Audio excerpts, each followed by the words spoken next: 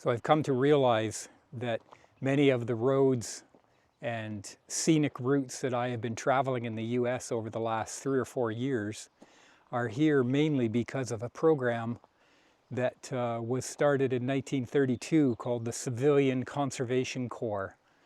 And this program was put in place by Franklin D. Roosevelt back then to try to do something about the terrible unemployment situation among young people in the US.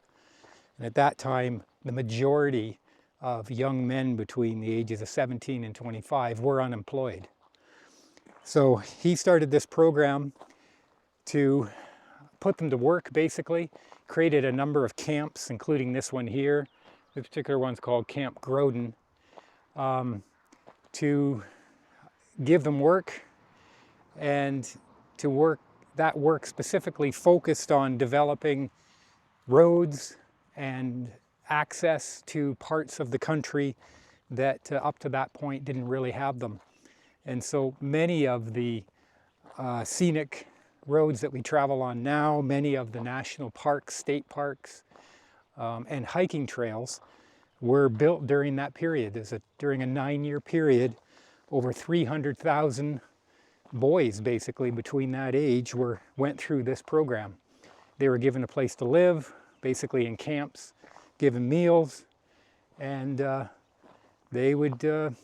work they would do was basically to create these roads. So there was over 85,000 miles of roads pushing through the more scenic areas of the US.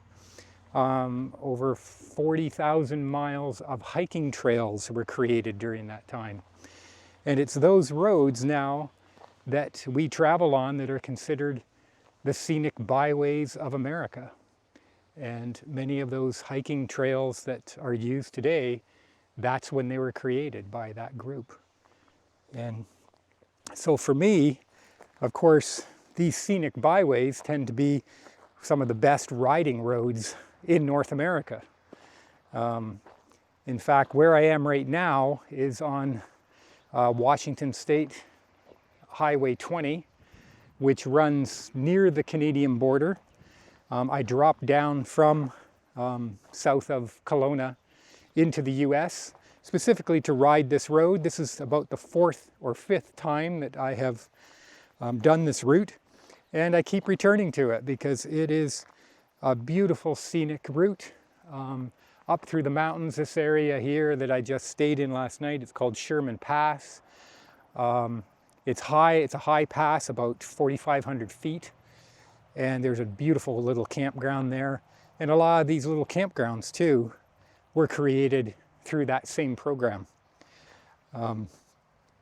And even the roads that I was traveling on last year when I was doing the parts of Route 66, a lot of the secondary roads were created by the Civilian Conservation Corps in those 9 years, from 1932 up to 1941, 42, something like that. So it's a very important part of American history, and it's a very important part of people that travel now on these roads. And a lot of people come from all over the world to travel these roads. They're here because of that group.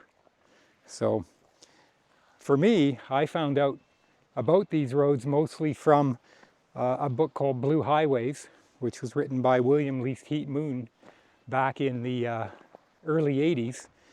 And the Blue Highways were those secondary roads, a lot of them are scenic byways, that were in the Rand McNally Road Atlas at that time. They were blue in the atlas, so he called them Blue Highways.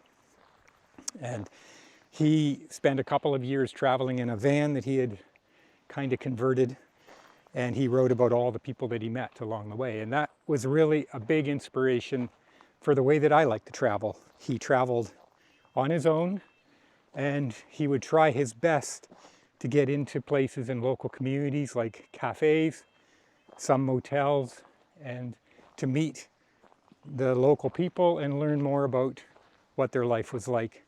The book is still in print. We actually have it, I believe we have it at the bookstore. And I would highly recommend it if you are the type of person like me that is interested in a little bit of history, and and maybe to get an idea of how you could travel in a similar way.